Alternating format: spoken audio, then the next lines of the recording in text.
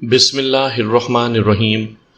سامعین کرام، آپ سن رہے ہیں ایک اردو کہانی رات کے راہزن۔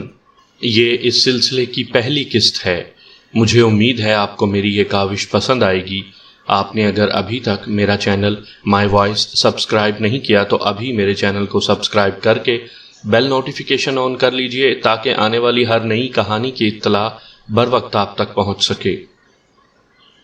ایک ہی گاؤں میں 15-16 دن کے وقفے سے نقب زنی کی 2 وارداتوں نے مجھ کو پریشان کر دیا۔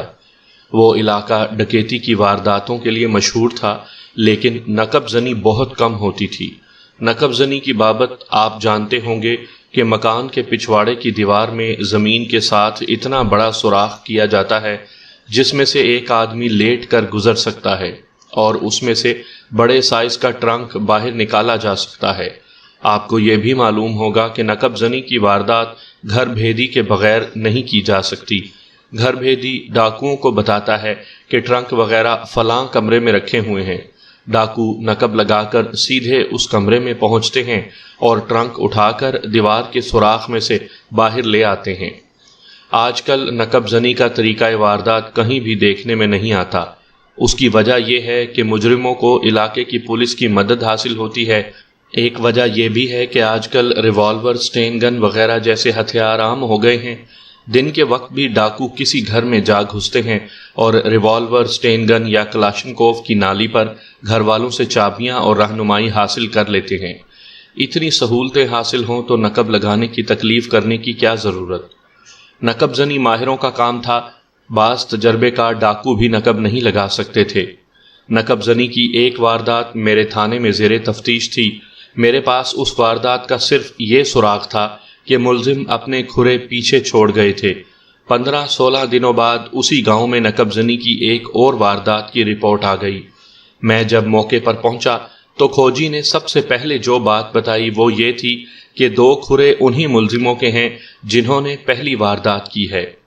میں نے نقب لگی ہوئی دیکھی۔ دیہاتی علاقے میں اس زمانے میں اکثر خوشحال لوگوں کے مکان بھی کچے ہوتے تھے۔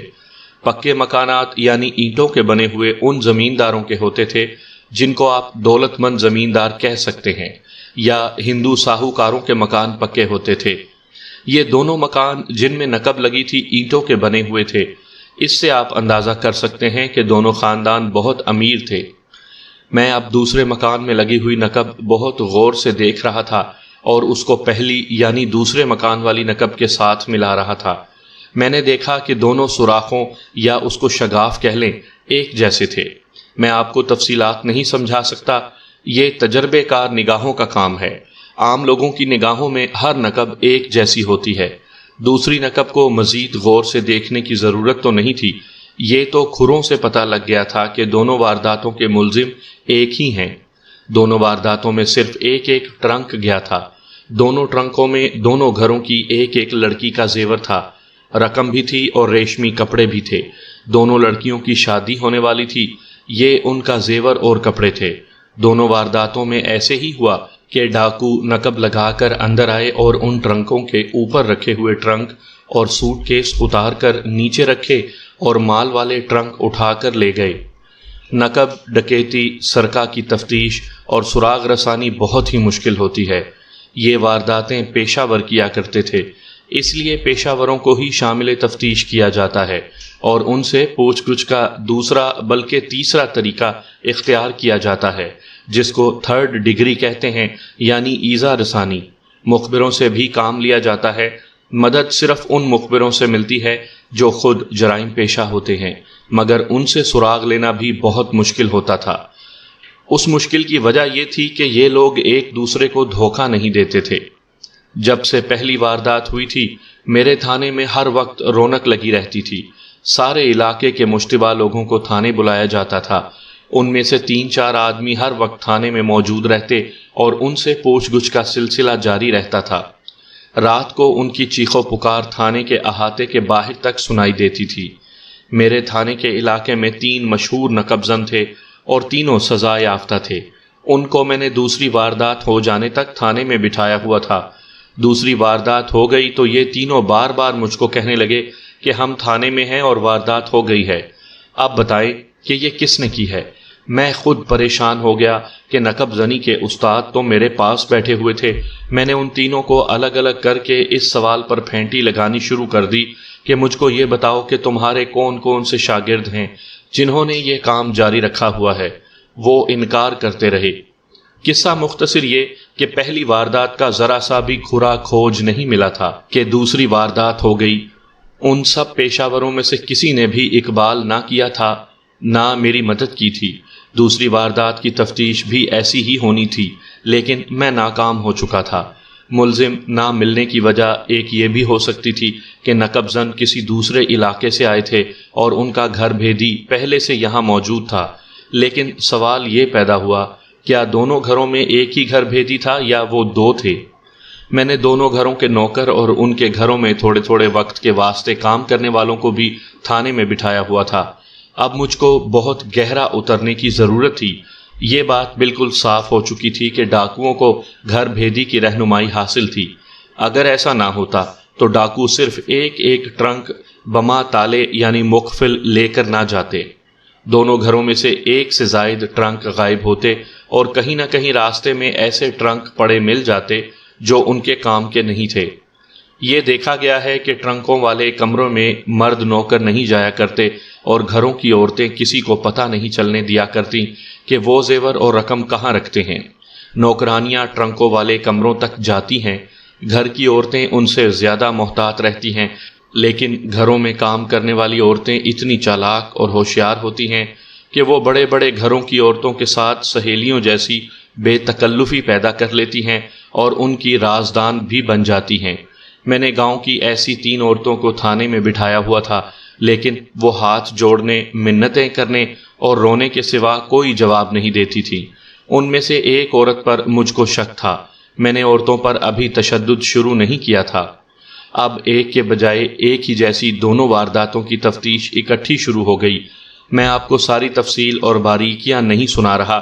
آپ یہ سمجھ لیں کہ ان تمام مشتبوں سے 15-20 روز جھک جھک کر کے اور اپنا مغز کھپا کھپا کر میں اس نتیجے پر پہنچ چکا تھا کہ میرے ملزم ان میں نہیں۔ تفتیش کی دوسری لائن یہ ہو سکتی تھی کہ میں دونوں گھروں کے افراد پر ہی شک کروں۔ سننے والوں کو یہ بات عجیب لگے گی کہ گھر کے کسی فرد نے ہی اپنا مال و دولت لٹوا دیا ہوگا۔ جناب احمد یار خان اور میں نے ایسی کہانیاں آپ کو پہلے ہی سنائی ہیں جن میں نقب زنی اور ڈکیتی اپنے گھروں میں گھر کے افراد نے ہی کروائی تھی۔ ان افراد میں جوان لڑکیوں کی تعداد زیادہ تھی۔ پولیس کی نگاہ میں ایسی وارداتیں عجوبہ نہیں سمجھی جاتیں۔ دونوں گھروں سے جو مال گیا وہ لڑکیوں کا جہیز تھا۔ ایسی وارداتیں میرے سامنے آ چکی تھیں کہ کسی گھر کی لڑکی کسی اور کے ساتھ شادی کرنا چاہتی ہے، لیکن کسی اور کے ساتھ زبردستی کی جا رہی ہے۔ اتفاق سے لڑکی غیر معمولی طور پر مضبوط دل گردے والی ہوئی اور گھر والوں نے اس پر تشدد بھی کیا تو اس نے انتقام اس طرح لیا کہ اپنے ہی گھر اپنی پسند کے آدمی کے ذریعے ڈکیتی کی واردات کروا دی۔ میرے ہاتھ میں ان گھروں کی 3 نوکرانیاں تھیں۔ مجھ کو ان سے دونوں گھروں کی لڑکیوں کی بابت جملہ معلومات مل سکتی تھیں۔ 2 عورتوں نے کوئی خاص بات تو نہ بتائی۔ میں نے جب ان پر تھانے داری کا دباؤ ڈالا تو وہ منتیں کرنے لگیں کہ انہوں نے کوئی ایسی ویسی بات کہہ دی تو ان کے مالک ان کو زندہ نہیں چھوڑیں گے۔ یہ میں آپ کو بتا چکا ہوں کہ دونوں خاندان روپے پیسے والے تھے۔ مجھ کو یہ بھی پتہ لگ گیا تھا کہ ان دونوں خاندانوں کی اخلاقی حالت ایسی نہیں تھی کہ ان کی تعریف کی جاتی، لیکن ان کا اخلاق اتنا برا بھی نہیں تھا کہ میں ان کو بدنام لوگ کہتا۔ ان 2 عورتوں نے میرے روب میں آ کر دوسری واردات والے گھر کی لڑکی کی بابت کچھ شک ظاہر کیا۔ وہ کہنے لگیں کہ اس میں شرم اور حیا ہے ہی نہیں۔ میں ان سے مزید تحقیقات کرنے لگا تو وہ مجھ کو کوئی جواب نہ دے سکیں۔ دونوں نے یہ ضرور کہا کہ یہ لڑکی کسی نہ کسی کے ساتھ اچھے یا برے طریقے سے پھنسی ہوئی ہے۔ میں نے تیسری عورت کو بلایا۔ اس کی بابت میں نے آپ کو بتایا ہے کہ چالاک اور ہوشیار عورت تھی۔ اس کے چہرے میں اور رنگ و روغن میں اور جسم کی بناوٹ میں ایک خاص کشش تھی۔ اس کی عمر 30-32 سال ہوگی۔ میں نے اس کی آنکھوں سے، انداز سے اور بات کرنے کے طریقے سے سمجھ لیا کہ یہ عورت پولیس کی تفتیش میں بہت مدد کرنے والی ہے۔ جسم اور باتوں سے پھرتیلی لگتی تھی۔ اس کا نام برکت تھا۔ تھانے دار جی، اس نے میرے پاس آتے ہی مجھ سے سوال کیا، آپ نے مجھ کو اور ان 2 غریب عورتوں کو اتنے دنوں سے کیوں بٹھایا ہوا ہے؟ کیا یہ نقب میں نے لگائی ہے؟ کچھ خدا کا خوف کرو۔ اس کی اس بے تکلفی سے مجھ کو اطمینان ہوا کہ کوئی گڑبڑ والی بات ہوئی تو وہ مجھ کو ضرور بتا دے گی۔ برکتے، میں نے مسکرا کر کہا، کیا تمہیں یہاں دونوں وقت روٹی نہیں ملتی؟ کیا کرنی ہے یہ روٹی جس کے ساتھ بے عزتی بھی ہو؟ اس نے کہا، اگر مجھ کو روٹی کھلانے کا شوق ہے تو تھانے میں یا اپنے گھر میں مجھ کو نوکرانی رکھ لے۔ تم روٹی کی بات کرتی ہو؟ میں نے کہا، نقد انعام دلواؤں گا۔ کس کام کا؟ انعام اس بات کا کہ میں جو کچھ پوچھوں وہ بالکل صحیح بتانا۔ میں نے کہا، میں جانتا ہوں برکتے، تم کو سب معلوم ہے۔ جن دو لڑکیوں کے زیور اور کپڑے چوری ہو گئے ہیں، یہ لڑکیاں چال چلن کی کیسی ہیں؟ کیا یہ خوش ہیں کہ ان کی شادی ہو رہی ہے؟ میں نے برکتے کو اچھی طرح سمجھایا کہ میں کیا معلوم کرنا چاہتا ہوں۔ پہلی واردات والے گھر کی بابت برکتے نے صاف رپورٹ دی اور اس نے یہ بھی بتایا کہ لڑکی کو یہی لڑکا اور یہی گھر پسند ہے جہاں اس کی شادی ہو رہی ہے۔ دوسری لڑکی کی رپورٹ شک والی تھی۔ اس لڑکی کا نام فاطمہ تھا۔ ہستی زیادہ ہے، برکتے نے بتایا، اور چھیڑ چھاڑ ہر کسی کے ساتھ کرتی ہے، مردوں سے ذرا سا بھی نہیں شرماتی۔ مجھ کو ایک بات بتاؤ برکتے، میں نے پوچھا، کیا اس لڑکی کی کسی ایسے آدمی کے ساتھ دوستی ہے جس کے ساتھ وہ شادی کرنا چاہتی ہے؟ تھانے دار جی، برکتے نے کہا، آپ کو میرے خلاف کوئی دشمنی ہے؟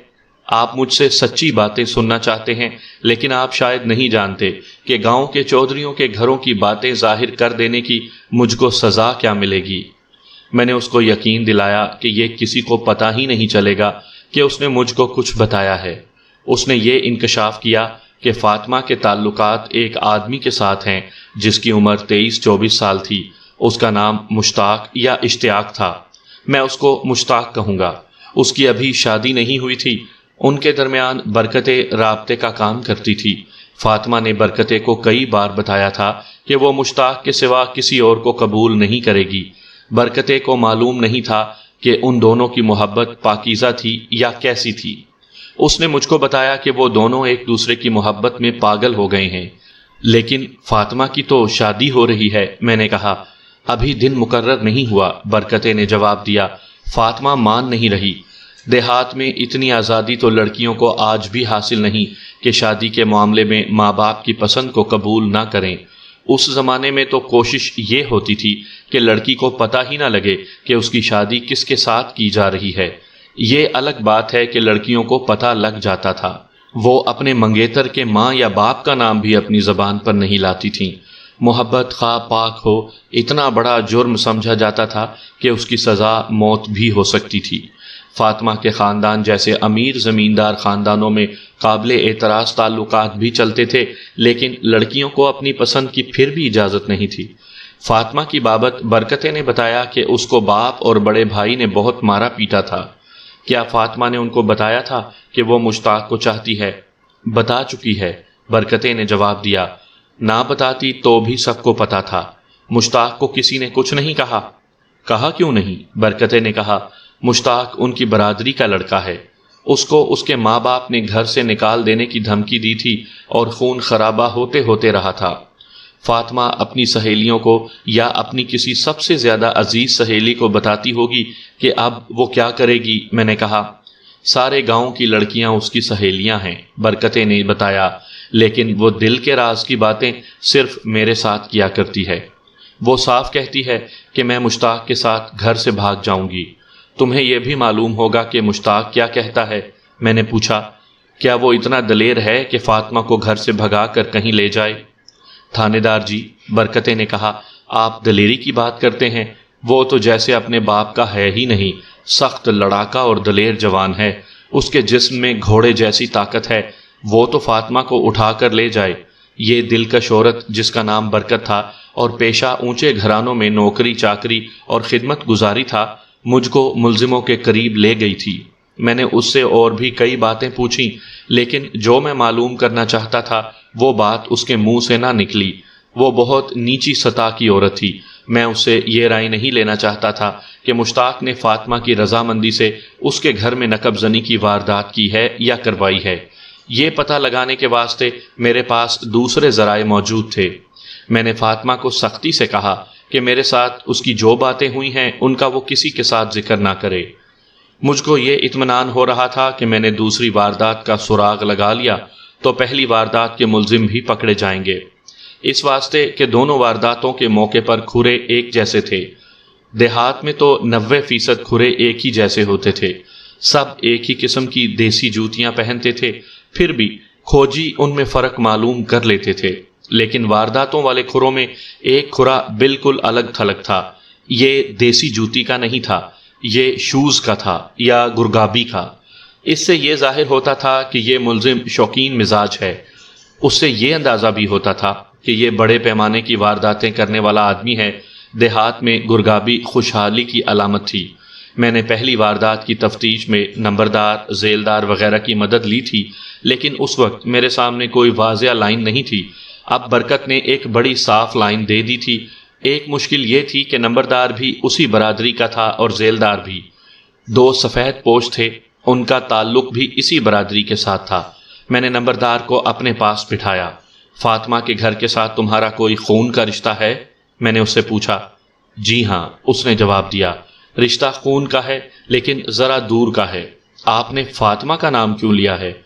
دیکھو چودھری، میں نے کہا، تمہارا رشتہ ہے یا نہیں، اس وقت تم اس خاندان کے نہیں بلکہ سرکار کے آدمی ہو۔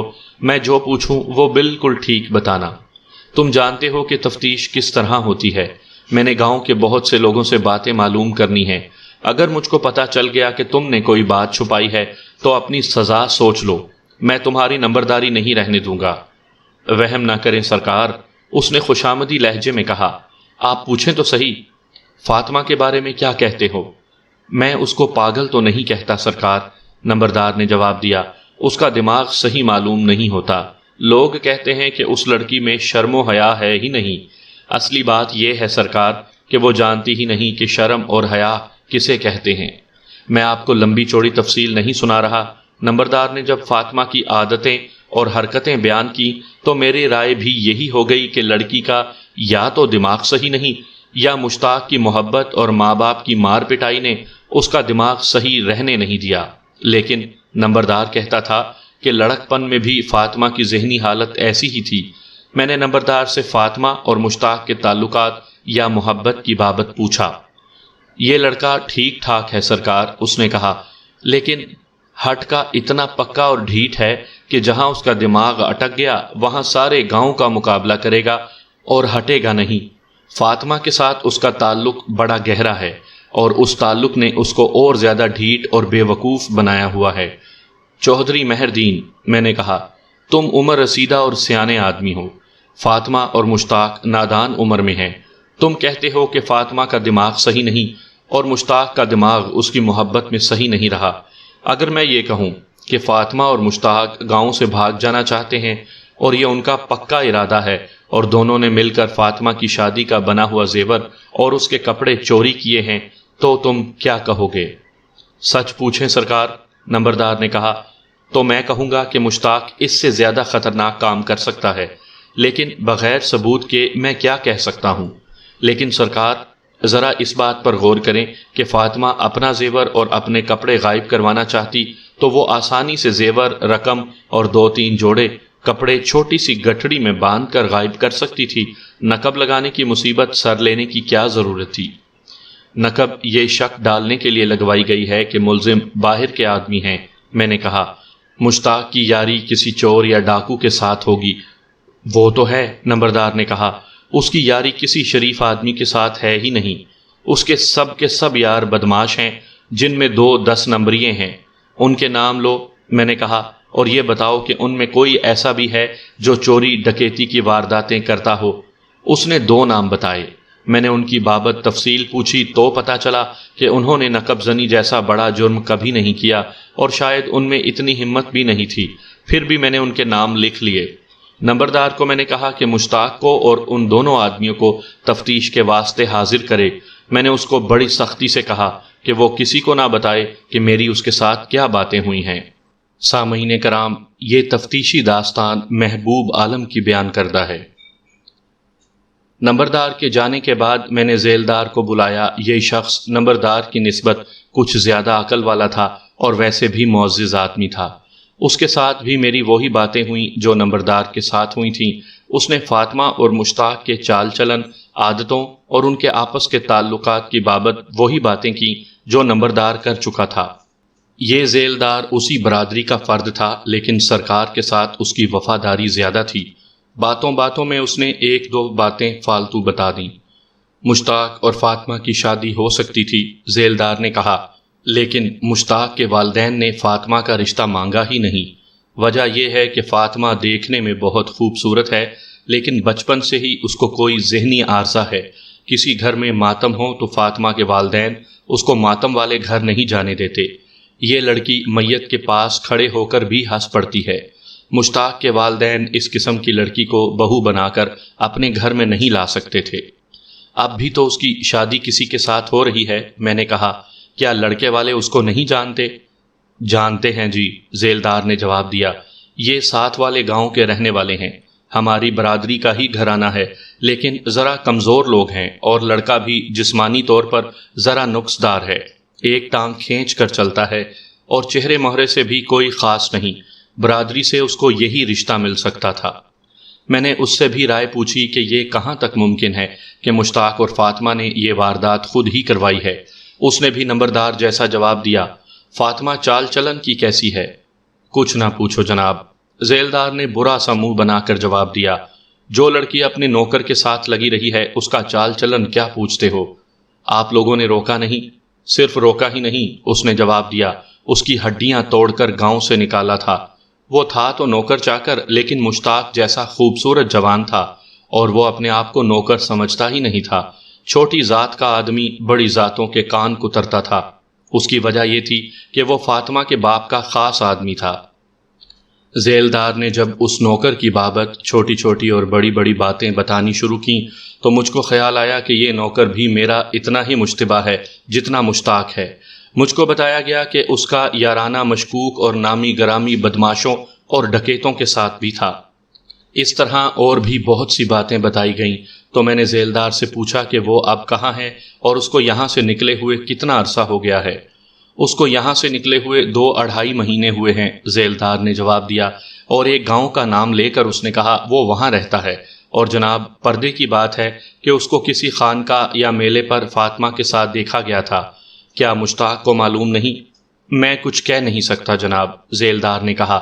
یہ بھی تو بے وقوف آدمی ہے، شاید اسی پر خوش ہوگا کہ لڑکی اس کو مل گئی ہے۔ میں نے اس نوکر کو بلانے کا انتظام کر دیا۔ اس کے خلاف شک کی ایک وجہ یہ بھی تھی کہ اس کو بہت بری طرح مار پیٹ کر گھر سے ہی نہیں گاؤں سے بھی نکال دیا گیا تھا۔ دونوں سفید پوشوں نے بھی یہی باتیں بتائیں جو نمبردار اور ذیلدار بتا چکے تھے۔ مجھ کو شامل تفتیش کرنے کے واسطے جن لوگوں کی ضرورت تھی ان سب کو تھانے چلنے کو کہا۔ ان میں مشتاق بھی تھا، جس نے آتے ہی مجھ سے پوچھا کہ میں نے اس کو کیوں بلایا ہے۔ مجھ کو تمہاری مدد کی ضرورت ہے مشتاق، میں نے ایسے لہجے میں کہا جیسے میں اس کی مدد کے بغیر تفتیش میں ایک قدم نہیں چل سکوں گا۔ وہ اتنا کھوکھلا آدمی تھا کہ خوش ہو گیا اور اس نے سر ذرا اور اونچا کر لیا۔ میں تھانے میں آ گیا۔ مجھ کو یہ خیال بھی آتا تھا کہ میں غلط رستے پر جا رہا ہوں۔ اگر دوسری یعنی فاطمہ کے گھر والی نقب زنی فاطمہ اور مشتاق نے کروائی ہے تو پہلی واردات کس کی ہے؟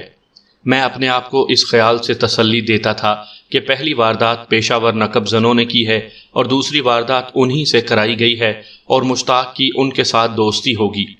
میں نے ابھی ایک اور مشتبہ کو نہیں بلایا تھا، یہ تھی فاطمہ۔ میں جب تھانے پہنچا اس وقت سورج غروب ہو چکا تھا۔ میں فاطمہ کو رات کے وقت بلانا اچھا نہیں سمجھتا تھا۔ میں اپنے گھر چلا گیا، مشتبوں کو تھانے میں بٹھائے رکھا۔ میں کھانا کھا کر سو گیا۔ جب آنکھ کھلی تو گھڑی دیکھی، رات کے 2:30 بج رہے تھے۔ میں تھانے میں آیا، فاطمہ کے گھر کا نوکر بھی آ چکا تھا۔ اس کو دیکھ کر مجھ کو یقین نہیں آتا تھا کہ یہ کسی گھر کا نوکر ہے۔ میں نے اس کو اپنے دفتر میں بلا کر بٹھا لیا۔ اس کا نام غالباً الف دین تھا اور الف کے نام سے مشہور تھا۔ اس کو تھانے میں بلایا گیا تھا، اس وجہ سے وہ بہترین کپڑے پہن کر آیا تھا۔ وہ میرے دفتر میں داخل ہوا تھا تو میں نے سب سے پہلے اس کے پاؤں کی طرف دیکھا تھا۔ اس کے پاؤں میں گرگابی تھی۔ میرے پوچھنے پر اس نے بتایا کہ وہ فاطمہ کے گھر جیسے ایک بڑے زمیندار کے گھر میں ملازم ہے۔ میری بات غور سے سن الفے، میں نے اسے دوستی کے لہجے میں کہا۔ میں نے تجھے شک میں نہیں بلایا، تیرے خلاف شہادت ملی ہے۔ اگر تو صبح تک مال برآمد کروا دے تو میں تیری بچت کی صورت پیدا کر سکتا ہوں۔ کون سا مال؟ اس نے حیران ہو کر پوچھا۔ فاطمہ کے گھر کا مال، میں نے کہا۔ نقب تو نے لگائی ہے؟ وہ بے چین ہو گیا، ادھر ادھر دیکھنے لگا، کچھ کہنے لگتا تو زبان ساتھ نہ دیتی۔ سرکار، اس نے آخر کہا، آپ کے سپاہی نے جو مجھ کو بلانے گیا تھا بتایا ہے کہ اس گاؤں میں ایک اور نقب لگی ہے۔ آپ میرے مالکوں سے پوچھیں کہ کل رات میں کہاں تھا۔ اس نے اپنے مالک کا نام لے کر کہا۔ میں نے ساری رات ان کے کمرے میں گزاری ہے۔ ان کو تکلیف تھی، آدھی رات تک تو میں ان کی سر اور ٹانگیں دباتا رہا، پھر ان کے کہنے پر وہیں فرش پر بستر بچھا کر سو گیا۔ صبح تک 2 بار انہوں نے جگایا۔ چلو مان لیا، میں نے کہا، اپنے اس دوست کی نشاندہی کر دو جس سے تم نے یہ واردات کروائی ہے۔ اس نے صاف انکار کیا، کہتا تھا کہ نقب لگانے والا اس کا کوئی دوست نہیں۔ میں نے اس پر سوالوں کے تیر برسانے شروع کر دیے، اس کو ڈرایا دھمکایا اور لالچ بھی دیے، لیکن وہ مسلسل انکار کرتا رہا۔ میں نے فاطمہ کے ساتھ اس کے تعلق کی بابت بہت سے سوالات کیے، اس نے اس تعلق سے انکار نہیں کیا۔ اگر آپ کو یہ شک ہے کہ فاطمہ کے باپ اور بڑے بھائی نے میری جو پٹائی کی تھی میں نے اس کا انتقام لیا ہے تو یہ غلط ہے۔ اس نے کہا، انہوں نے مجھ کو بے گناہ تو نہیں مارا تھا، میں قصوروار تھا، اور آپ نے یہ شک بھی کیا ہے کہ فاطمہ میرے ساتھ گھر سے بھاگنے کے لیے تیار تھی اور وہ اپنا زیور اور رقم بھی ساتھ لانا چاہتی تھی، اور میں نے زیور اور رقم نکالنے کے واسطے نقب لگائی ہے۔ سرکار، پہلی بات تو یہ ہے کہ وہ میرے ساتھ شادی تو نہیں کرنا چاہتی تھی، اس کو میری جتنی ضرورت تھی بس اس نے میرے ساتھ اتنا ہی تعلق رکھا۔ اگر میں نے انتقام لینا ہوتا تو فوراً لے لیتا، اور یہ نقب زنی کی یا ڈکیتی کی واردات نہ ہوتی، یہ قتل کی واردات ہوتی۔ صبح ہو گئی لیکن اس شخص نے جرم کا اقبال نہ کیا۔ اس نے میرے بہت سے سارے شک رفع کر دیے تھے، لیکن میں نے اس کے بعض جوابوں کی تصدیق کروانی تھی۔ صبح کھوجی نے اس کا کھرا دیکھ کر مجھ کو مایوس کر دیا۔ یہ موقع واردات والے کھرے سے ذرا مختلف تھا، اس کے باوجود اس کو میں چھوڑ نہیں سکتا تھا۔ میں نے یہ معلوم کروانا تھا کہ جرائم پیشہ لوگوں کے ساتھ اس کے تعلقات ہیں کہ نہیں، اور ایسی ہی چند اور باتیں تھیں۔ میں نے اس کو تھانے میں پابند رکھا اور مشتاق کو بلا لیا۔ وہ واقعی بے وقوف آدمی تھا، کچھ پتہ نہیں چلا۔ اس نے مجھ سے پوچھا اور کہنے لگا، ملزم پکڑا جائے تو اس کو میرے حوالے کر دینا، اس کو گرفتار نہ کرنا۔ میں اس کو قتل نہیں کروں گا، اس کی ٹانگیں توڑ کر اس کو اپاہج بنا دوں گا۔ وہ میری فاطمہ کا زیور اور کپڑے ہضم نہیں کر سکے گا۔ تم نے اس کا رشتہ ہاتھ سے جانے کیوں دیا تھا؟ میں نے پوچھا۔ رشتہ کسی اور کو کیوں دے دیا گیا ہے؟ رشتہ دیا گیا ہے جناب، اس نے کہا، لڑکی تو نہیں دے دی۔ اس نے اپنی زبان سے کہہ دیا ہے کہ میرے سوا کسی اور کو قبول نہیں کرے گی۔ مجھ کو معلوم ہے، میں نے کہا، وہ تمہارے ساتھ گھر سے بھاگنے کو تیار ہے اور تمہارا یہی ارادہ ہے۔ تم شیر ہو مشتاق خان، مرد محبت پر قربان ہو جایا کرتے ہیں، لیکن اس کو لے کر جاؤ گے کہاں؟ کہیں چلے جائیں گے، اس نے کہا، خدا کی زمین تنگ تو نہیں، بہت دور چلے جائیں گے۔ روپے پیسے کی ضرورت ہوگی، میں نے کہا، اگر فاطمہ کا زیور چوری نہ ہوتا تو ساتھ لے آتی۔ لعنت ہے ایسے مرد پر جو عورت کو کہے کہ گھر سے زیور چوری کر لانا، اس نے کہا، اور میری طرف جھک کر بولا، ہم ان عاشقوں میں سے نہیں ہیں جناب علی، میں اس کو جہاں کہیں بھی لے جاؤں وہاں میں خود محنت مزدوری کروں گا۔ وہ ایسی ہی باتیں کرتا رہا۔ وہ مجھ پر روب گانٹ رہا تھا۔ میں سوالوں اور جراح کے ذریعے اس کو اپنی لائن پر لانے کی کوشش کرتا تھا اور وہ اپنی لائن کو نہیں چھوڑتا تھا۔ میں نے اس کو گرمانے کا پروگرام بنایا۔ مشتاق، میں نے کہا، فاطمہ کے گھر ایک نوکر ہوا کرتا تھا، الفا۔ 2-2.5 مہینے ہوئے اس کو ان لوگوں نے گھر سے نکال دیا ہے۔ اس کو کیوں نکالا تھا؟ وہ ٹھیک آدمی نہیں تھا، اس نے کہا، بہت سر چڑھ گیا تھا، کمین ذات کا آدمی تھا، کلے پر پگڑی باندھتا اور گھر والوں کی برابری میں رہنے کی کوشش کرتا تھا۔ وہ تمہاری برابری بھی کرتا ہے؟ میں نے اس پر ایک اور پہلو سے حملہ کرتے ہوئے کہا، تم فاطمہ پر پاگل ہوئے جا رہے ہو اور فاطمہ الفے پر پاگل ہوتی رہی ہے۔ وہ چوبارے کے ایک کمرے میں اکٹھے پکڑے گئے تھے، دونوں کی جو پٹائی ہوئی تھی وہ معلوم نہیں ان دونوں نے کس طرح برداشت کر لی تھی۔ مشتاق کی آنکھیں ٹھہر گئیں، پھر اور زیادہ کھل گئیں، پھر اس کا منہ بھی تھوڑا سا کھل گیا۔ میں نہیں مانتا، اس کے منہ سے سرگوشی نکلی، اگر یہ صحیح ہے تو میں اس کمینے الفے کو قتل کر دوں گا۔ میں تمہارے ان الفاظ پر ہی تم کو حوالات میں بند کر دوں گا۔ میں نے کہا، گاؤں کے کئی لوگ فاطمہ اور الفے کے تعلقات کے گواہ ہیں، کیا تم نے الفے کو تھانے میں نہیں دیکھا؟ تمہارے باپ نے تمہارے واسطے فاطمہ کا رشتہ اسی وجہ سے نہیں لیا تھا کہ وہ اچھے چال چلن کی لڑکی نہیں. ایک طرف تو وہ تمہارے ساتھ محبت کا کھیل کھیلتی رہی اور دوسری طرف اس نے الفے کے ساتھ یارانہ لگایا ہوا تھا. یہ بھی پتہ نہیں کہ اس نے کس کس کے ساتھ دوستی لگائی ہوئی تھی. مشتاق نے فاطمہ کی محبت کی باتیں شروع کر دیں. وہ شاید بھول گیا تھا کہ وہ تھانے میں ایک تھانے دار کے سامنے بیٹھا ہے. وہ مجھ پر روب جھاڑ رہا تھا کہ فاطمہ جیسی خوبصورت لڑکی اس پر مرتی ہے اور اس لڑکی کو حاسد لوگ بدنام کر رہے ہیں. وہ جذباتی بھی ہو گیا تھا، لیکن میں اس کو گرمانا اور بھڑکانا چاہتا تھا. اس سے مجھ کو امید تھی کہ اس کے دل سے راز باہر آ جائے گا.